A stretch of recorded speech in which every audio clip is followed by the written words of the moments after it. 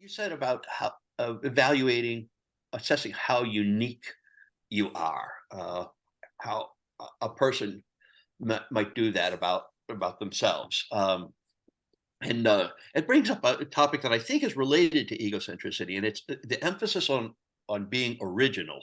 Um, it's something we often put a great deal of emphasis on. How original is this? And to me, I think originality is very important, but it's only one factor among many. There was this time right around the 1900 when all these great composers were competing with one another. And one way of looking at it is that they were each trying to be original. So you had Schoenberg and Varese and Mahler and all of them. They're all just trying to be original, as if that's the main thing to be. Mhm. I also see it in movie reviews where one main way of criticizing a film is to say it's really the same theme has been done many times in the past, and that Mhm. people say it as a negative. Whereas it doesn't seem that much of a negative to me. The question for me is how well is it done, even if it's been done 100 times before. I mean, our lives are pretty much done the same way over and over again with all of us who live, and it's not as if we think it's valuable to live in an entirely different way. Maybe we do think that sometimes, but there's something about originality which kind of glorifies my own contribution, and thus it's linked in my mind to egocentricity, uh, Mhm. the overvaluing of originality. Well, this is a very important point. Mhm. And one of the things that I think people don't realize is to be original, typically first you have to do a lot of work to master what's already been done Mhm. within an area. Mhm. And often original ends up just being novel, which is not interesting. Mhm. Mhm. Just something different. Mhm. I mean, taking a toilet tissue roll and painting it a certain Mhm. way can be interesting to someone, but it's mainly probably just novel.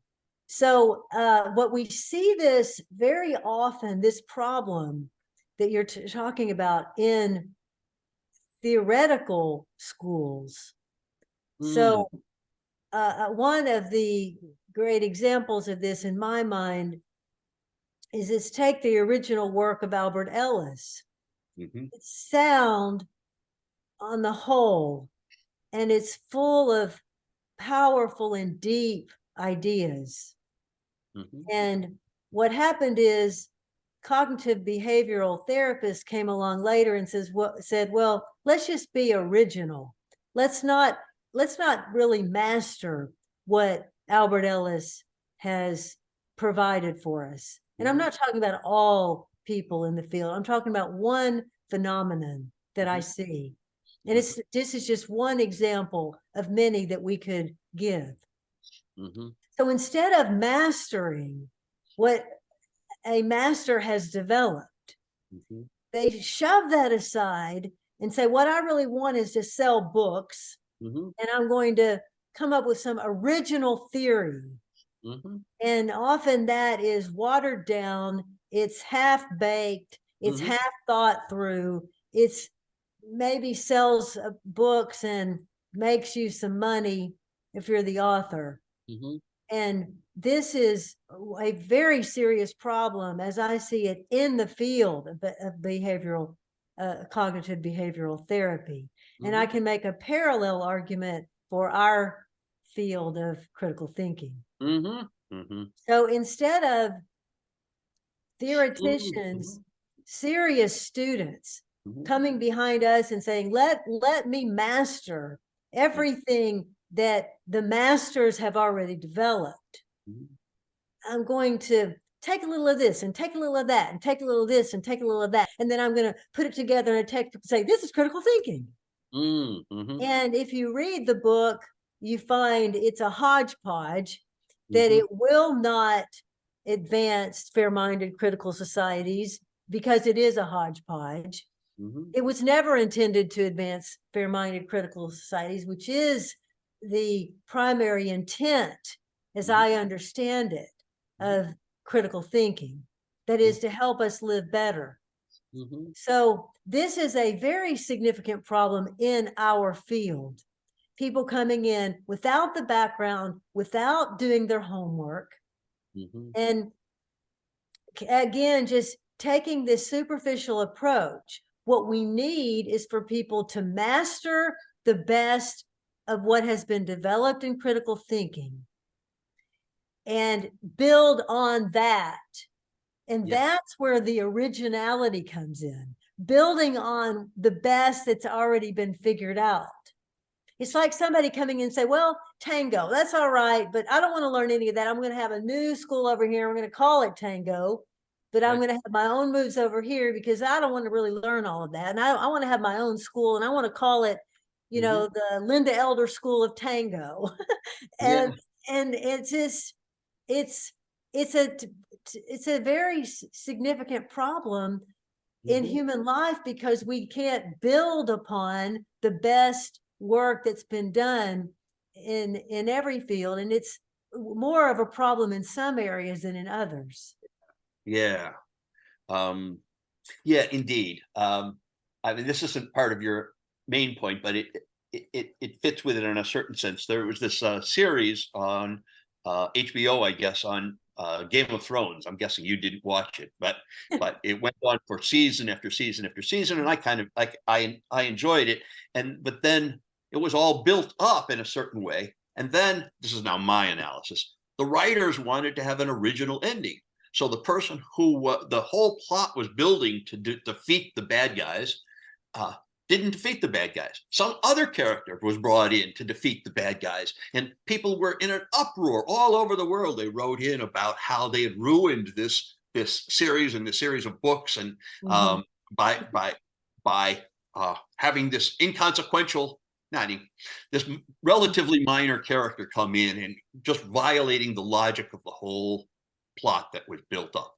And I think it was in the name of originality. It was the idea, well, let's just do something different. Let's do what's unexpected here. Mhm. Um, and and sometimes that works, but it's not in and of itself valuable. It's only valuable if it works to make things better. Uh, Mhm. Right. And to link what we've been talking about to the problem of egocentricity. yeah.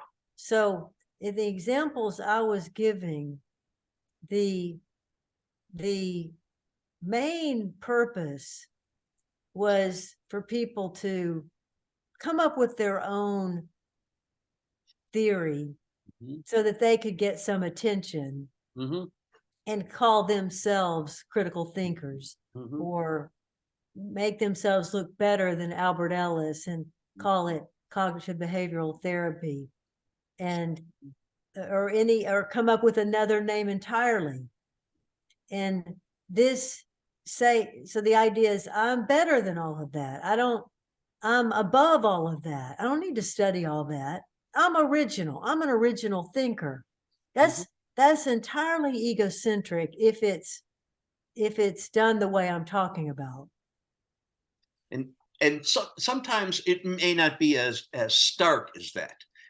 It may not be for these kind of almost seamy motives, but it can be that, oh, here's this aspect of critical thinking that has been neglected or hasn't been talked about very much. Here is this aspect, and then and I've discovered it, Mhm. and now I'm going to think of that as the whole of critical thinking. That all of critical thinking is centered around examining your assumptions. So you leave out all the rest of critical thinking, but you focus just on that. And you call that critical thinking, and it is critical thinking in the sense that it's an important aspect of critical thinking, but it's not the whole of it. Um, and so it may not be kind of for self gain or uplifting of oneself, but it can be just there's defining this one area which seems to work, and now I emphasize it out of all proportion to to Mhm. I don't fit it into some larger scheme that's Mhm. more or less already established. Yeah. And by the way, that's the opposite of appropriating the best ideas, Mm, saying, look what this theoretician has added to our knowledge, hmm. instead of saying this is this is a wonderful addition. Mhm. Let's focus on that addition. Mhm. It's let's just throw darts at Mhm. theory and try to take it down. Right. Right. So taking Albert Ellis's work, one of the criticisms I think that I could make of his work, if I wanted to criticize it, Mhm. is to say that he didn't focus on the ethical dimension in the Uh, way that I think he could have. uh-huh. But um, every theoretician can't do everything. Mhm. Mhm. And we ask, what have you added? Not what have you left out? Maybe we can emphasize what has been left out. Mhm. Maybe that's what someone can do. They can say, these are all the wonderful things in the theory. Let's now add this other fair-mindedness dimension Mhm. and other tools of critical thinking. Mhm. And then we're going to make the theory even more powerful. Mhm. So that's being generous Mhm. to the original author, but it's also, even to make that move that I've made, I have to be well read Mhm. in the theoretician's work, and I Mhm. have to be honest, and I have to be generous to Mhm.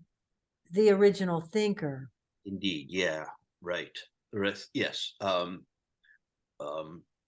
that was at least ostensibly, that was a major emphasis in doing the kind of philosophy I was brought up in. That when I describe the position that I'm against, that I'm going to write against, I have to describe it with generosity. I have to give it, I have to be Mhm. true to what it's saying, but also I have to give it the benefit of the doubt and not pick it to Mhm. pieces for small errors or wayward paths or anything like that. And and that seems one of the fine. That's a very fine impulse. It's not to the fore in all fields. Literary criticism, I don't find that to be I don't find it to be to the fore that Mhm. disparage other literary thinkers, for instance. But And it's a serious problem often with student thinking, because yes, they can find one, if students can find one or two problems in the work, well, that's it. This is showing this is not a good thinker. right, But right. they can be reading someone like Bertrand Russell, and Hmm. they don't see the wealth of the work, the breadth of the work and the knowledge that goes into the work. Hmm. Hmm. Hmm. And often people who are critics themselves have not have